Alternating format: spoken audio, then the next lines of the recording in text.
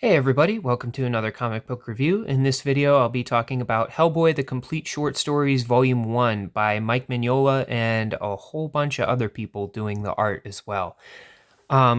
This book is a collection of short stories that span from very close to the beginning of Hellboy's origin in 1947 all the way through 1961.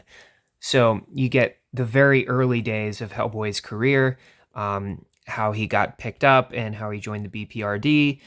Um, the very first couple of stories in this book revolve around very, very young Hellboy in the late 40s.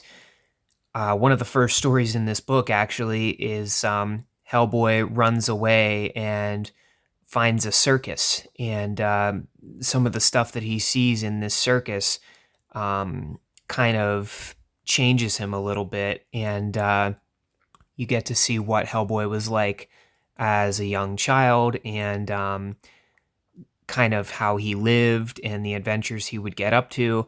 And then it fast forward to when he's a young man, and kind of seeing him step into the role of paranormal detective.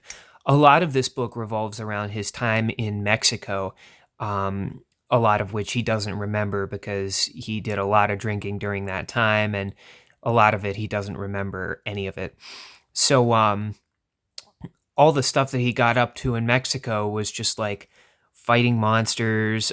There was a segment where he gets married, but he's kind of lured into it, and he realizes that it was a mistake. He has to deal with a figure called the Coffin Man in some of these segments in Mexico, which I should point out, the Coffin Man segments are beautifully drawn by Fabio Moon and Gabriel Ba, who did Day Tripper, which is one of my favorite graphic novels ever. And their art here is beautiful as always. Now, as I said earlier, a lot of this book, some of it is drawn by Mike Mignola, but over half of it is drawn by Richard Corbin. And honestly, I mean, his art is an acquired taste. I'm not a huge fan of his art, honestly. Is it bad? No. It's just it's I don't know. I don't think it fits like my taste in art.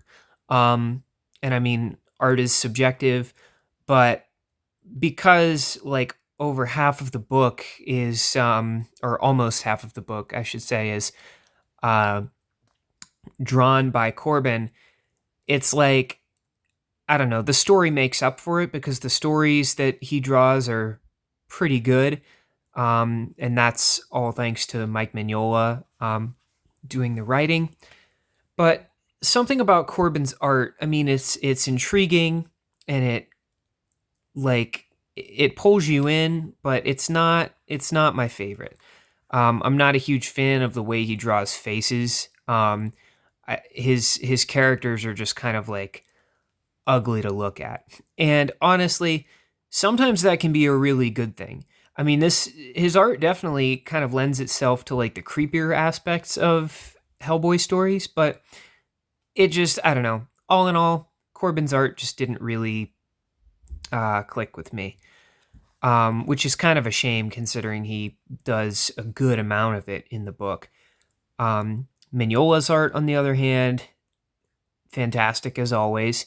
Um, and a lot of the concepts presented in this first short story collection are very cool, but it also kind of suffers from the same problem that I have with a lot of anthology comics and like short story comics, is that a lot of times they're packed so tightly that it's like hard to really become emotionally invested in any of the characters that are in the stories, because they don't get a whole lot of time to do anything. That's why with graphic novels and comics, I prefer like full length, like book length stories, or like series length stories. Like short stories can be cool, but as with most short story collections, this particular one suffers from having ones that are far, far better than others.